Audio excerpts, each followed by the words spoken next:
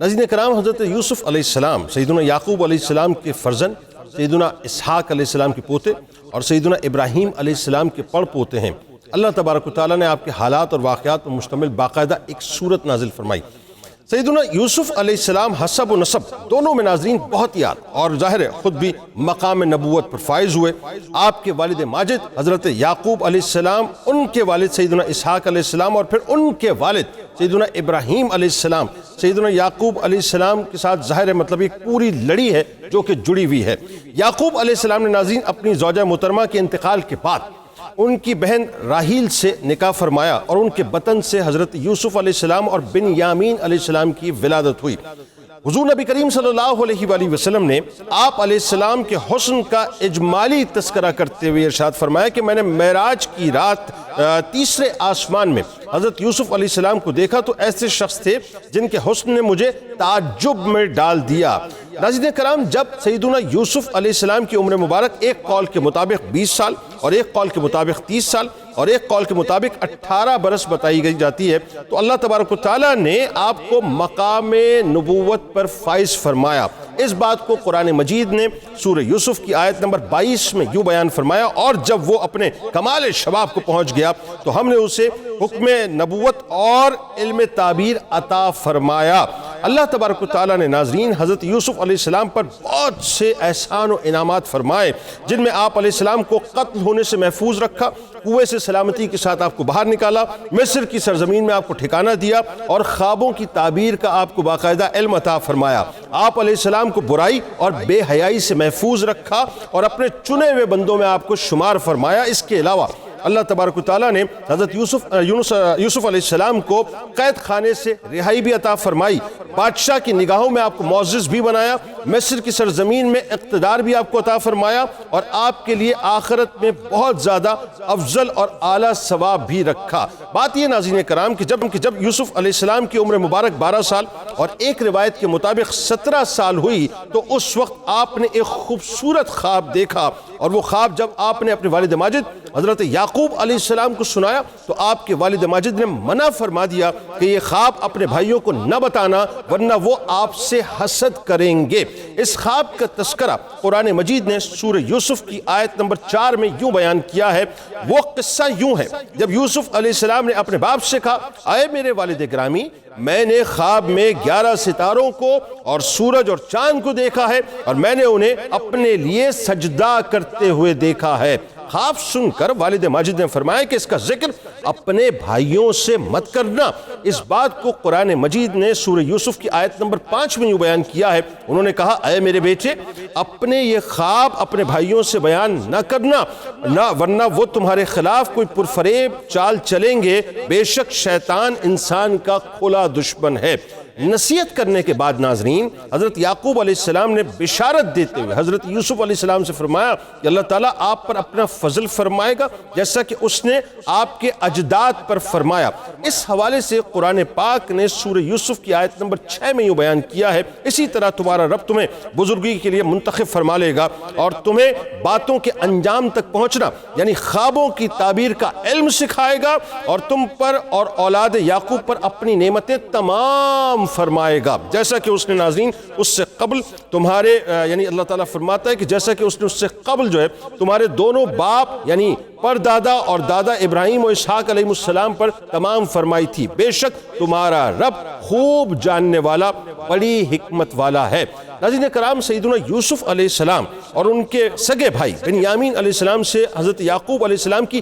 ایک غیر معمولی محبت تھی، اور اس غیر معمولی محبت کو دیکھ کر بھائی جو ہیں وہ ان سے حسد کرنے لگے تھے۔ اسی طرح انہیں حضرت یوسف علیہ السلام کے خواب کا چونکہ علم ہو چکا تھا، یعنی وہ محسوس کر چکے تھے کہ یہ بہت شان والے ہیں اور اللہ تبارک و تعالیٰ ان کو بہت بڑی شان عطا کرنے والا ہے۔ اس بنا پر ان کے دل میں حسد پیدا ہوا اور ایک دن آپس میں یہ کہنے لگے کہ ہمارے والد کو یوسف اور بنیامین علیہ السلام سے زیادہ لگاؤ ہے۔ بھائیوں کو والد ماجد کا یوسف علیہ السلام سے زیادہ محبت کرنا عموماً شاق گزرتا تھا، اس لیے انہوں نے والد صاحب کو اپنی طرف مائل کرنے کے لیے آپس میں ذرا صلاح مشورہ کیا اور پھر اس کے بعد یوسف علیہ السلام کو ٹھکانے لگا دینے کے لیے ایک باقاعدہ ترکیب بنائی کہ کہ کسی طرح سے جو ہے اپنے والد کی توجہ جو ہے ان سے ہٹا کر ان کو کہیں لے جا کر ٹھکانے لگا دیا جائے۔ اس حوالے سے ناظرین قرآن پاک نے سورہ یوسف کی آیت نمبر 9 اور 10 میں کچھ اس انداز سے بیان فرمایا ہے کہ اب یہی حل ہے کہ تم یوسف علیہ السلام کو قتل کر ڈالو یا دور کسی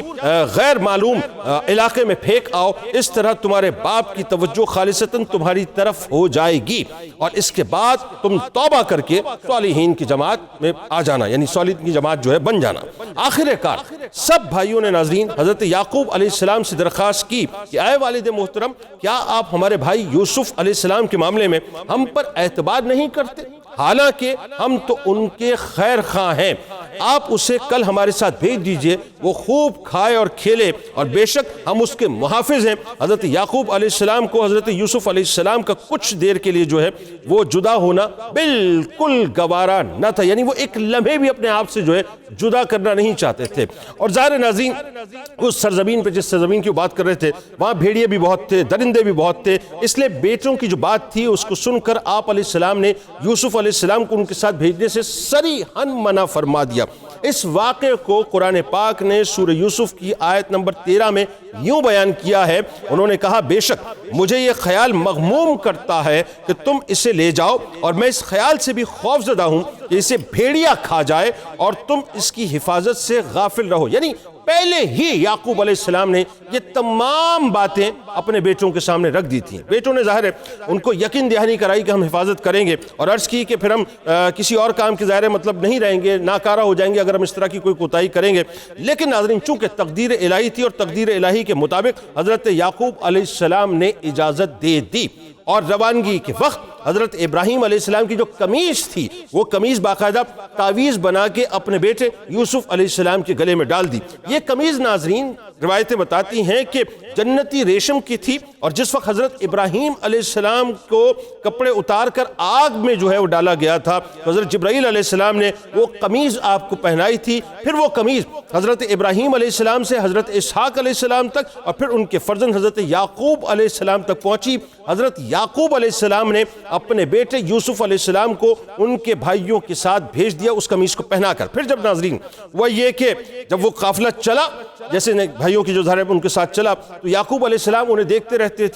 رہتے تھے کیونکہ وہ ایک بڑی سمجھ لیجئے کنیکٹیویٹی تھی یعقوب علیہ السلام کی اور یوسف علیہ السلام کی، اور وہ کسی طور سے ان کو اپنی نگاہوں سے جدا ہوتے ہوئے دیکھ نہیں سکتے تھے، تو وہ کھڑے رہے اور دیکھتے رہے، یہاں تک کہ یوسف علیہ السلام کو جو ہے وہ باقاعدہ ان کے بھائی کندھوں پر سوار کر کے چلے، اور بہت ہی عزت و احترام کے ساتھ چلے۔ یعنی جب وہ بہت دور نکل گئے اور یعقوب علیہ السلام کی نظروں سے اوجھل ہو گئے، تو انہوں نے یوسف علیہ السلام کو زمین پر پہلے جا کر پٹک دیا، جس سے ان کی قلبی کیفیت جو ہے وہ بالکل تبدیل ہو گئی، اور وہ جو عداوت ان کے اندر تھی وہ مکمل طور پہ واضح ہو گئی۔ اس کے بعد جو ہے وہ سب کے سب ان کو زد و کوب کرنے لگے۔ حضرت یوسف علیہ السلام ناظرین جس بھائی کی طرف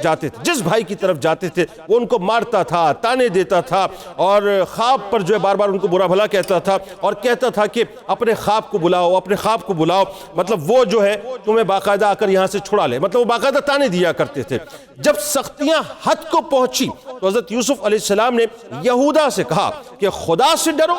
اور ان لوگوں کو ان کی زیادتیوں سے روکو۔ وہ لوگ مارنے سے تو ناظرین رک گئے، لیکن سب نے حضرت یوسف علیہ السلام کو تاریک کنویں میں ڈالنے پر اتفاق کر لیا۔ قریب ہی ناظرین ایک کنواں تھا جو کنان سے تقریباً 3 فرسنگ یعنی 9 میل کے فاصلے پر تھا، اور اردن کی سرزمین کے اطراف میں ناظرین واقع تھا۔ اوپر سے اس کا منہ تھوڑا سا تنگ تھا، لیکن اندر سے وہ بہت کشادہ تھا۔ بھائیوں نے حضرت یوسف علیہ السلام کے پہلے ہاتھ پیر باندھے اور اس کے بعد ان کو کنویں میں ڈال دیا۔ اللہ کے حکم سے جبرائیل علیہ السلام وہاں پر پہنچ گئے۔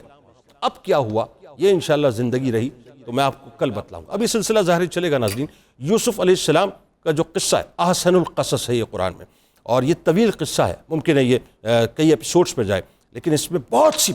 سی باتیں آپ کو سننے اور سمجھنے کو ملیں گی۔ بہت دلچسپ قصہ ہے، ہمارے ساتھ رہیے گا انشاءاللہ۔